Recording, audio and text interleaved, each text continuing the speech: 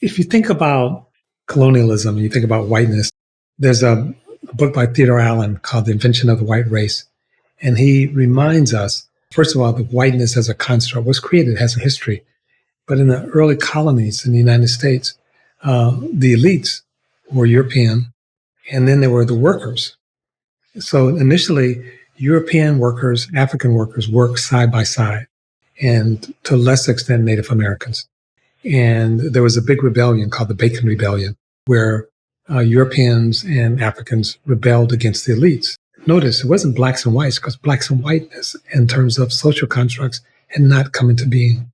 But after that rebellion, the elites felt like they had to break up the Africans and the Europeans from making common cause. And it wasn't easy. So what they did is they created what's called the middle stratum. The middle stratum is now what we call whites. And the middle stratum, their role was to have allegiance to the elites and patrol the blacks. The European elites at that time did not refer to themselves as white. They were Europeans. Whiteness was for the middle stratum. And so it's always been, as you said, a Faustian deal where people who identify say, what are you going to get for being white? Well, you don't have anything, but you get to patrol blacks. And we actually had the first expression of slave patrols in that time, but these were foot soldiers for white dominance, right? So we fast forward today, and we still have some of that. We have a lot of people who are somewhere distributed on that stratum that are called white. And W.E. Du Bois said that as we tried to give birth to a democracy in the United States, we traded it in for white supremacy.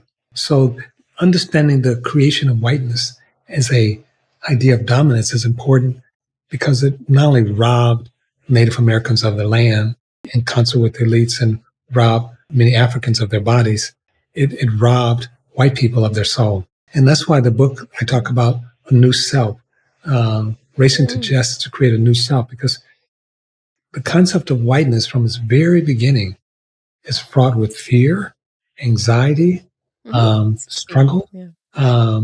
And so it's not coincidental that we have more guns than people in the United States.